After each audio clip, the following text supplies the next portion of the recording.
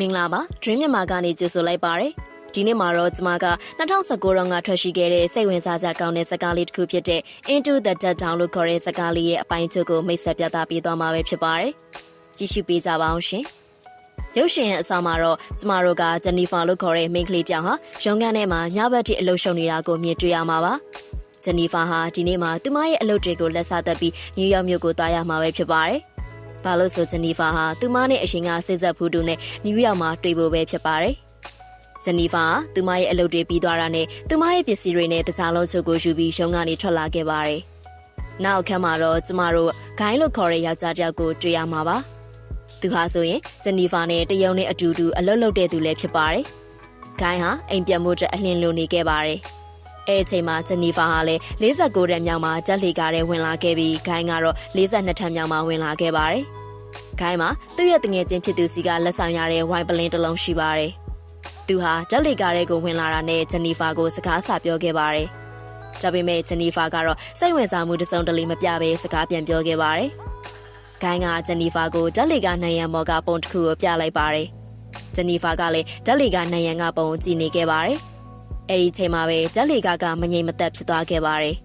ဘာလို့လဲဆိုတော့ဂျက်လီကားကရက်တန့်သွားလို့ပဲဖြစ်ပါတယ်အဲ့ဒီချိန်မှာဂိုင်းကဂျက်လီကားရဲ့ကအရေးပေါ်အချက်ပေးခလုတ်ကိုနှိပ်ခဲ့ပေမဲ့ဘဲခလုတ်ကမှအလုံးမလုံးပါဘူး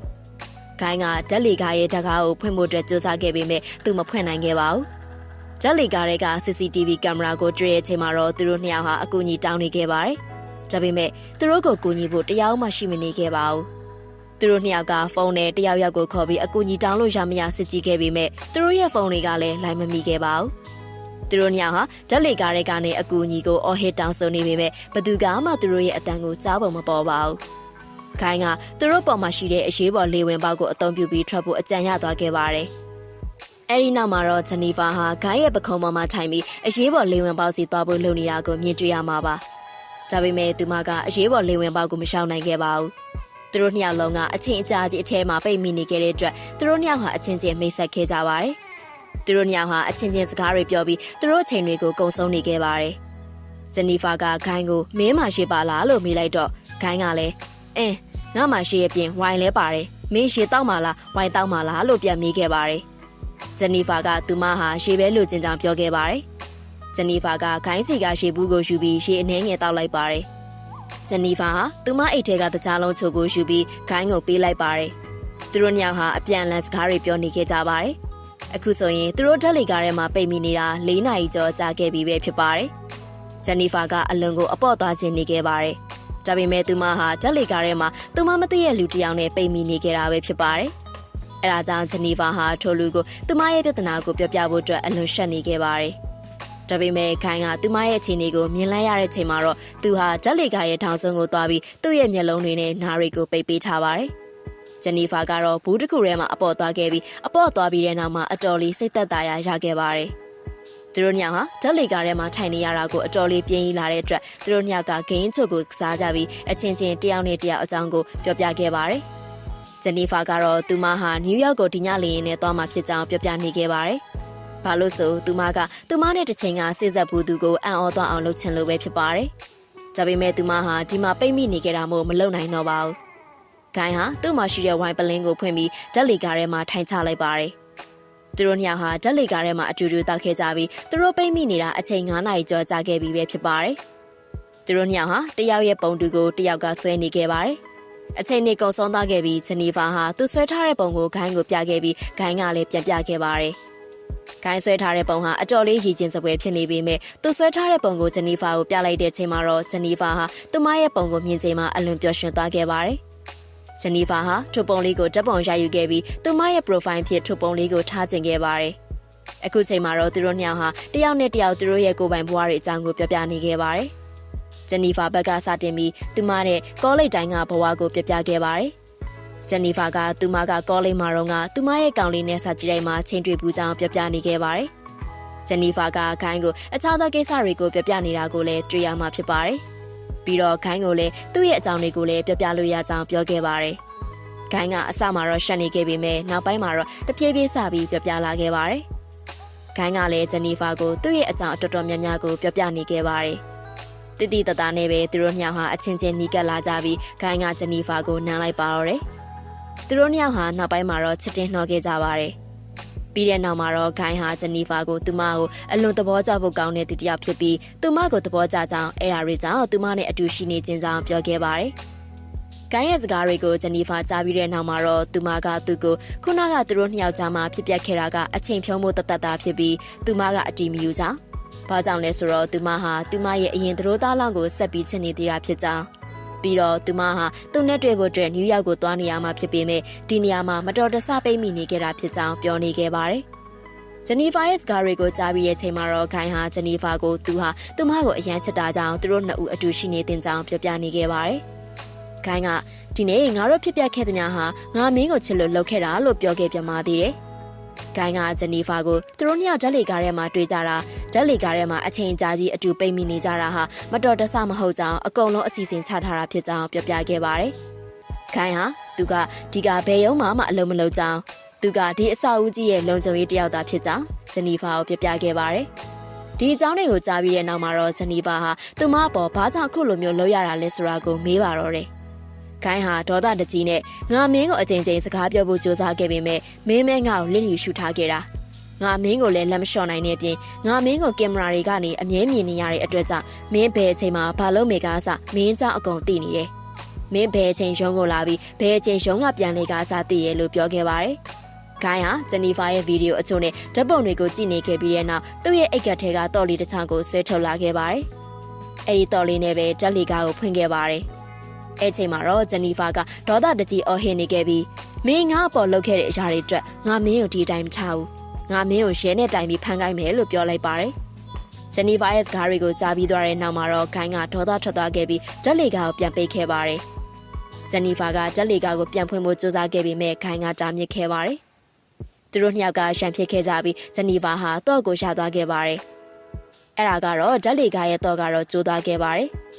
်ဂျနီဖာကခိုင်းရဲ့မျက်နှာကိုသူမရဲ့ဖက်နှက်နဲ့ရိုက်ခဲ့ပါတယ်။အဲ့ဒါကြောင့်ပဲခိုင်းကမေးလဲသွားခဲ့ပါတယ်။ခိုင်းရဲ့ခြေနေကိုမြင်တဲ့အချိန်မှာတော့ဂျနီဖာကခိုင်းကိုတတ်လိုက်မိပြီလို့ထင်ခဲ့ပါတယ်။ဂျနီဖာကခိုင်းကိုတေချာသွားကြည့်ဖို့လုပ်တဲ့အချိန်မှာတော့ခိုင်းဟာဂျနီဖာကိုကြမ်းမြင့်မောကြလာအောင်ရိုက်လိုက်ပါတယ်။အဲ့ဒါကြောင့်ပဲသူတို့နှစ်ယောက်လုံးဟာတတိလွတ်သွားခဲ့ပါတယ်။တော့ကလည်းကျိုးသွားပြီဖြစ်တာကြောင့်သူတို့နှစ်ယောက်ဟာဓာတ်လေကားထဲမှာတကယ်ကိုပိတ်မိသွားပြီပဲဖြစ်ပါတယ်။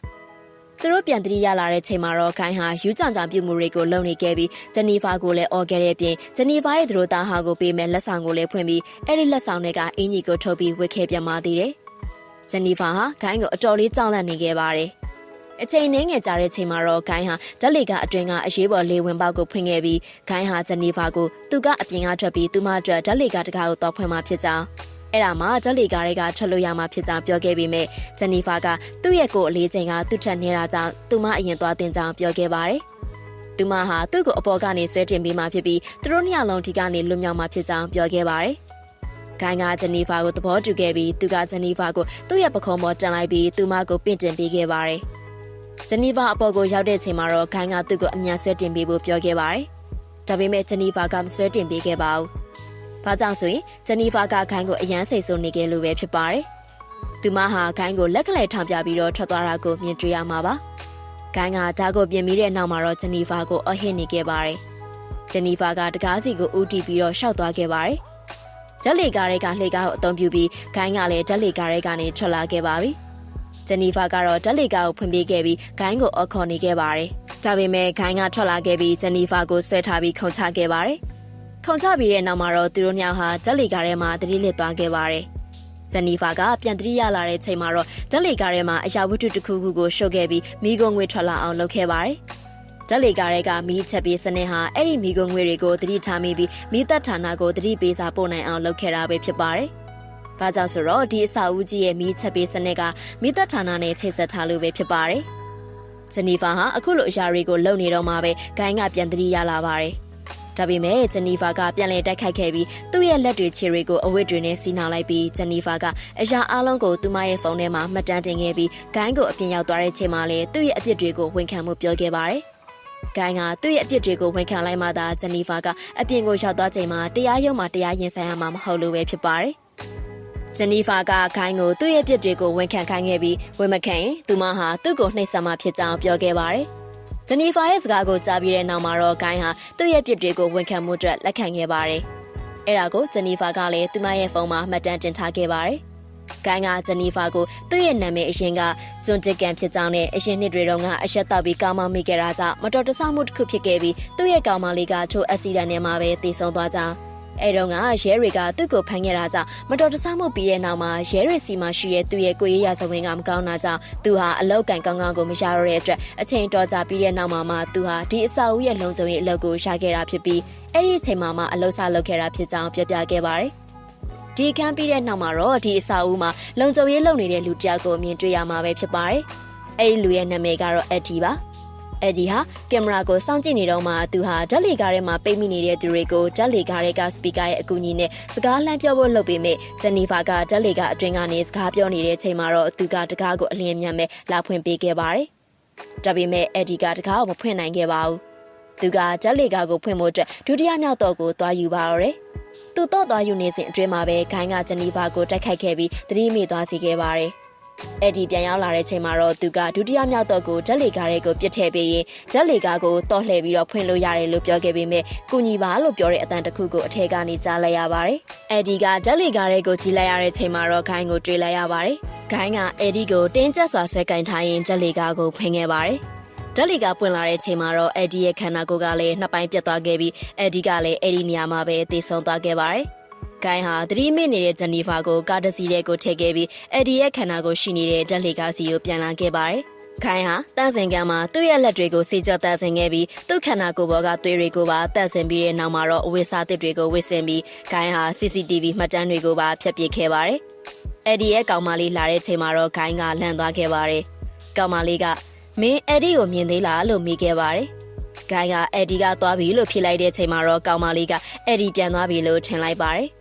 ကောင်မလေးကအဲ့ဒီနေရာကနေထွက်သွားဖို့လုပ်ခဲ့ပေမဲ့ဂိုင်းကသူမကိုနောက်ကျောဘက်ကနေတိုက်ခိုက်ခဲ့ပြီးသူမကိုပါတပ်ပစ်လိုက်ပါတယ်။အခုဆိုရင်တော့ဂိုင်းဟာသူ့ရဲ့ကားကိုကြောင်ကျတဲ့တနေရာကိုယူလာပြီးကားတွေကထွက်သွားတာကိုမြင်တွေ့ရမှာပါ။ဂိုင်းကအမိုက်ပုံးတွေကိုလည်းဓာတ်စီတချို့လောင်းထည့်ခဲ့ပါသေးတယ်။သူဟာဂျနီဖာကိုမိရှို့ပြီးတပ်ဖို့အတွက်ကြိုးစားနေခဲ့ပါတယ်။သူဟာဂျနီဖာရဲ့ပစ္စည်းတွေကိုအမိုက်ပုံးတွေကိုထိုးထည့်နေခဲ့ပါတယ်။အဲ့ဒီချိန်မှာပဲဂျနီဖာကတတိယလာပြီးဂိုင်းကိုစီပုံးနဲ့ရိုက်လိုက်ပါတယ်။ဂိုင်းကလည်းလဲကျသွားပြီးဂျနီဖာကဂိုင်းရဲ့ကားကိုယူပြီးထွက်ပြေးသွားခဲ့ပါတယ်။အဲ့ဒါတွေကိုမြင်တဲ့ချိန်မှာတော့ဂိုင်းဟာဒေါသတကြီးနဲ့အော်ဟစ်နေပါတော့တယ်။ဒီပိုင်းမှာဆိုရင်တော့ဂျနီဖာကကားကိုအကွာဝေးတစ်ခုတည်းရောက်အောင်မောင်းခဲ့ပြီးတော့ပြန်လှည့်လာပြီးဂိုင်းကိုကားနဲ့တိုက်ပစ်ခဲ့ပါတယ်။ကားနဲ့တိုက်ခိုက်ခံရပြီးတဲ့နောက်မှာတော့ဂိုင်းဟာဂျနီဖာရဲ့ပစ္စည်းတွေကိုသူစွန့်ပစ်ခဲ့ပြီးဓာတ်စီအချို့လောင်းထည့်ခဲ့တဲ့အမိုက်ပုံးတွေကိုကြားသွားခဲ့ပါတယ်။ချွန်ထက်တဲ့အရာတချို့ဟာဂိုင်းရဲ့ခန္ဓာကိုယ်မှာထိုးဆိုင်နေကြတာကြောင့်ဂိုင်းဟာထောက်လို့မရနိုင်ဖြစ်ခဲ့ရပါတယ်။ဒီကမ်းမှာတော့ဂျနီဖာဟာသူ့ရဲ့အနာကိုဆေးလိပ်တစ်ခုကိုမိညီကတောင်းနေခဲ့ပြီး